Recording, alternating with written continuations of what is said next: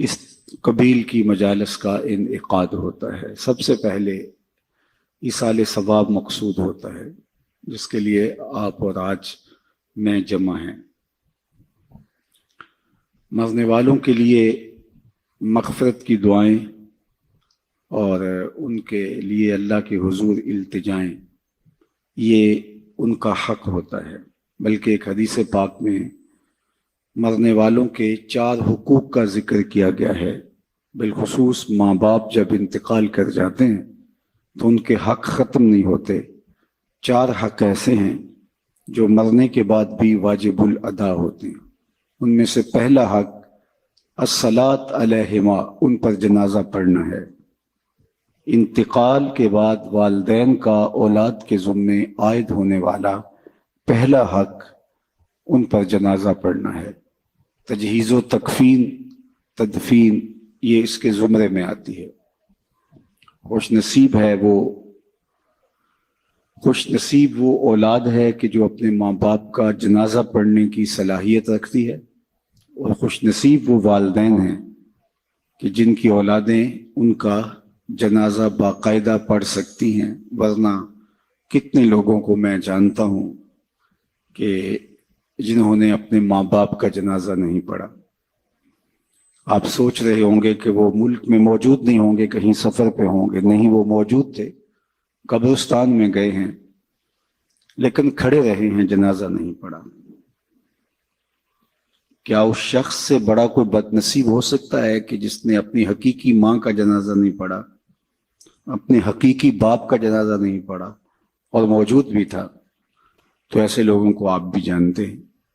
یہ وہ لوگ ہیں جنہیں جنازہ آتا نہیں ہوتا، اور وہ رسماً صف میں کھڑے ہوتے ہیں اور ماں باپ کا یہ حق ادا نہیں کر پاتے۔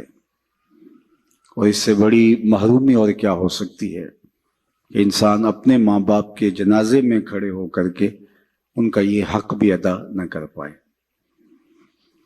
دوسرا حق ماں باپ کا جو اولاد کے ذمے عائد ہوتا ہے وہ ہے استغفار لہما، ان کے لیے بخشش کی دعائیں کرنا۔ زندگی کے اندر ماں باپ کی خدمت کے بہت سارے طریقے ہیں، ان کی خوشنودی حاصل کرنے کے بہت سارے ذرائع ہیں۔ آپ ان کے پاؤں دبا سکتے ہیں، انواع و اقسام کے پھل ان کو دے کر کے ان کی خوشنودی حاصل کر سکتے ہیں۔ ان کی خوشی کے جو بھی سامان ہیں آپ وہ کر سکتے ہیں۔ ان کے مزاج سے آشنائی کی وجہ سے آپ جانتے ہیں کہ یہ کن باتوں سے خوش ہوتے ہیں۔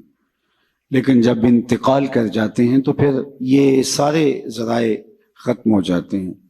تو پھر ان کے لیے ان کی خوشنودی حاصل کرنے کے لیے دوسرا حق ماں باپ کا ان کے لیے استغفار کرنا ہے۔ اور مرنے والوں کو انتقال کے بعد سب سے زیادہ ضرورت دعاؤں کی ہوتی ہے۔ مل میت فی القبر الا کالغریق المتغوص فی البحر ینتظر دعوۃ۔ اللہ کے محبوب علیہ السلام نے ارشاد فرمایا، جب ہم کسی شخص کو قبر میں دفن کر کے واپس پلٹتے ہیں تو اس کی حالت ایسے ہوتی ہے جس طرح کوئی شخص پانی میں غوطے کھا رہا ہو اور فریاد کر رہا ہو۔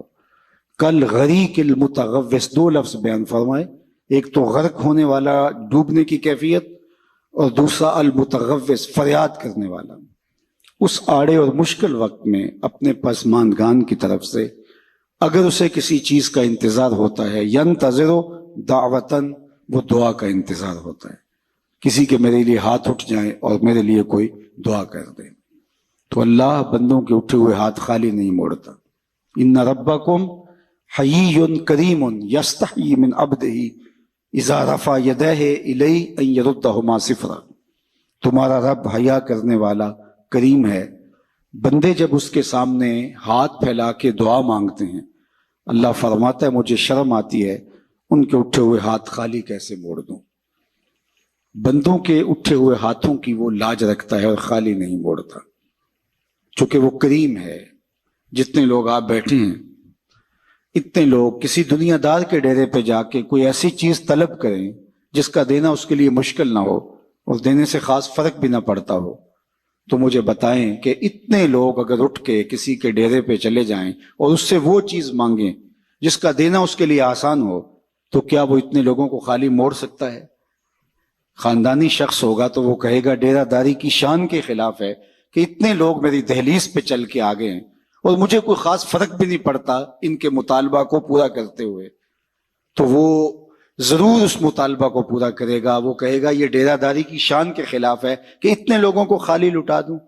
اللہ کہتا ہے یہ میری شان کے خلاف ہے کہ میرا بندہ جب میرے سامنے ہاتھ پھیلا کے دعا مانگتا ہے تو میں اس کو خالی لٹا دوں۔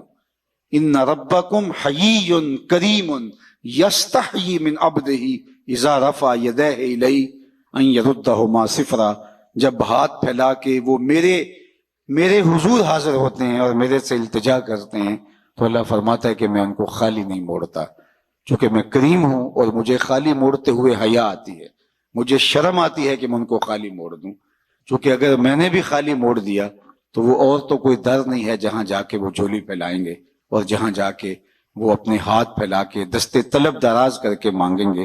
اگر میں نے بھی نہ دیا تو پھر وہ کس دہلیز پہ جائیں گے، کس در پہ جائیں گے؟ اور اگر کوئی خود مانگنے کے لیے تیار نہیں ہے تو اللہ تعالیٰ بے نیاز ہے۔ قل ما یعبأ بکم ربی لولا دعاؤکم، اے محبوب فرما دو اگر تم اسے نہیں پکارو گے تو وہ بھی پرواہ نہیں کرے گا۔ تمہاری ضرورت ہے، تم مانگتے رہو، جھولیاں پھیلاتے رہو، دستے طلب دراز کرتے رہو، وہ تمہاری جھولیاں بھرتا رہے گا۔ لیکن اگر تم متکبر ہو گئے، تم سرکش ہو گئے اور تم نے مانگنا چھوڑ دیا تو وہ اسے بھی پھر پرواہ نہیں، چونکہ وہ کریم بھی ہے اور وہ بے نیاز بھی ہے۔